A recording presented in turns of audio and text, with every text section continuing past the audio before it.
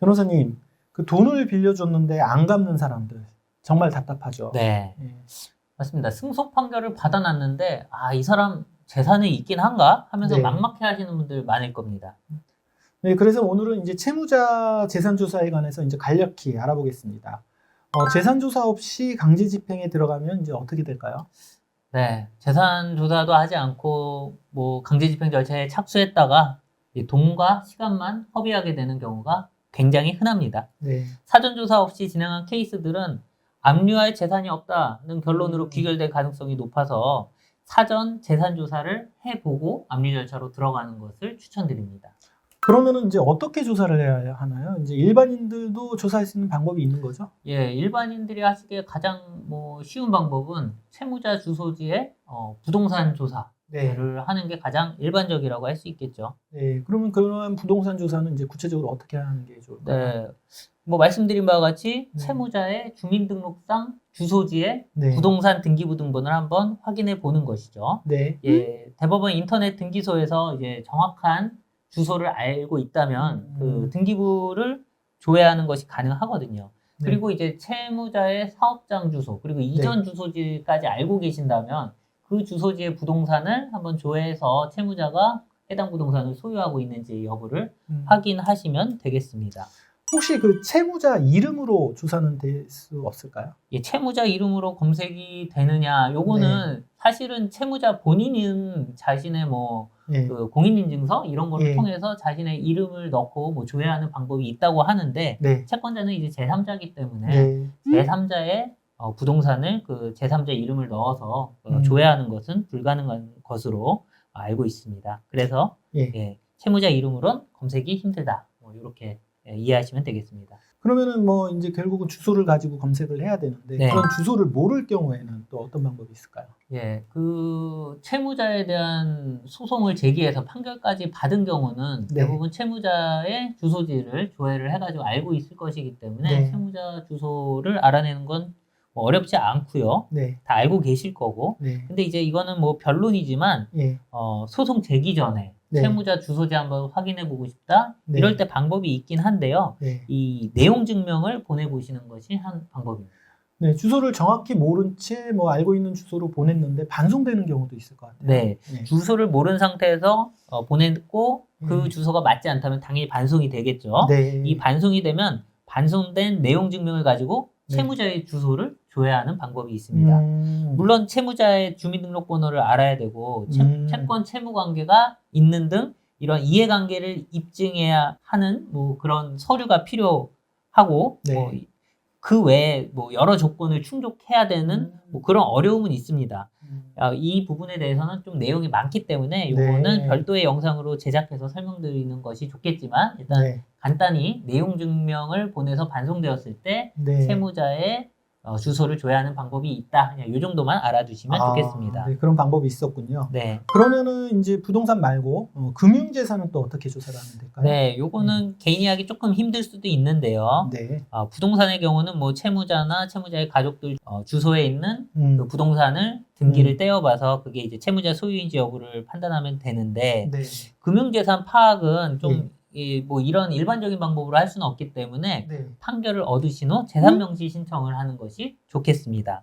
판결을 전제로 해서 네. 재산명시 신청을 내라. 네. 그 재산명시 신청이 구체적으로 먼저 좀 설명해 네, 주시죠. 말씀드린 바와 같이 이제 승소 판결을 받은 후에 재산명시 신청을 할 수 있는데요. 네. 금융재산이나 부동산 그리고 주식 가리지 않고 채무자가 보유한 재산 전체를 채무자가 직접 법원에 신고하도록 하는 그런 제도입니다. 네. 채무자가 이 경우에 이제 거짓 신고를 하면 감치 명령으로 구속도 가능하기 때문에 어느 정도 정확성은 담보가 될 수 있겠습니다. 감치 명령까지 하니까 이제 어느 정도 네. 보장은 되겠는데 그럼에도 불구하고 이제 채무자가 재산 목록을 허위로 제출하는 경우도 있을 것 같고요. 아예 제출 자체를 이제 안 하는 경우도 있을 것 같아요. 네, 허위 제출하는 경우도 있고 네. 대부분 출석을 아예 안 해서 재산 목록 제출 안 하는 경우도 많죠. 그렇죠. 재산 명시 신청을 걸쳤음에도 그런 문제가 발생했다면 후속 절차로 이제 법원에 네. 이제 채무자의 재산을 조회할 수 있는 그 조회 신청을 네. 해서 채무자의 재산을 이제 법원을 통해서 조회하는 그런 방법이 있습니다. 그런데 이제 채무자들이 재산을 다른 사람 명의로 돌려놓는 경우도 이제 많습니다. 네, 소위 이제 재산을 명의 신탁하는 방법으로 은닉하는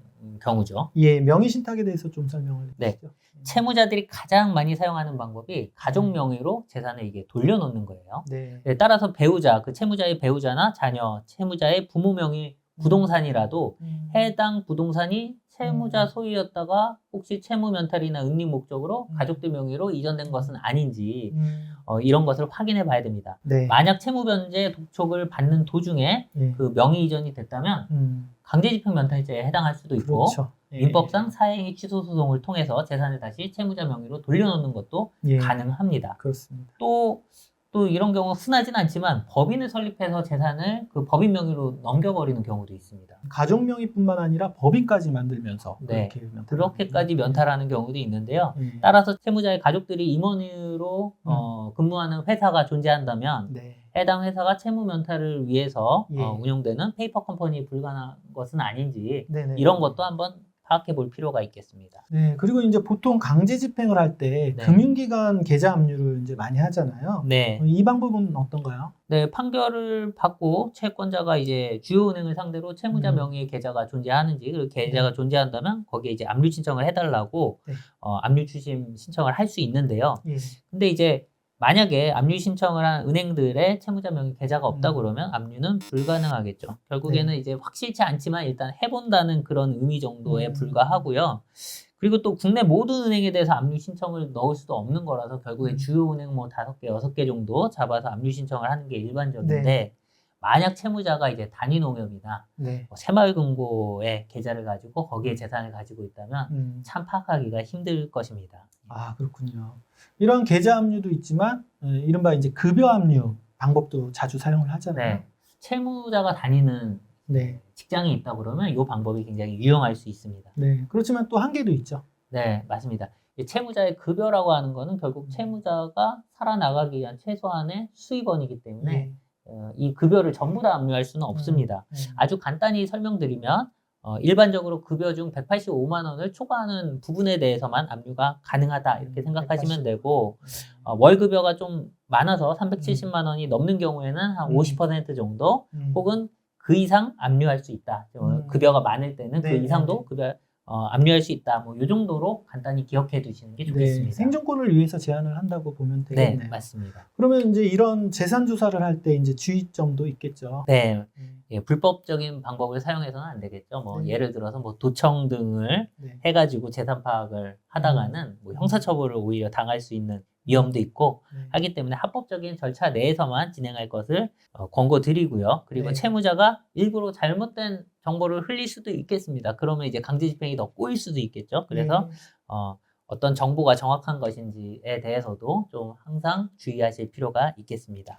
결국은 이제 공식적인 경로를 통해서 반드시 이제 조사를 하라 이제 이런 네, 말씀이신 거죠. 맞습니다. 예. 예, 오늘 정말 이제 유용한 정보 많이 배웠는데요. 이제 마지막으로 한 말씀 해주실 게 있으시다면 말씀. 네, 채무자들의 경우에는 이 정도 되면 뭐 채권자도 포기했을 것이다라고 안심할 수도 있고 그런 마음으로 이제 버틸 수도 있는데요. 네. 포기하지 않고 계속 재산 추적을 하다 보면 뭐 길이 열리는 경우도 있습니다. 알겠습니다. 저희 뭐 다음에는 또 어떤 내용을 좀 다뤄볼까요? 네, 다음 영상에서는 이제 오늘 찾아낸 재산을 실제로 어떻게 압류하는지 그 구체적인 방법에 대해서 좀 살펴보도록 하겠습니다. 알겠습니다. 다음 영상에서는 이제 재산을 조사한 다음에 구체적으로 압류하는 방법에 대해서 알아보기로 하고요. 저희는 다음 영상에서 다시 또 찾아뵙겠습니다.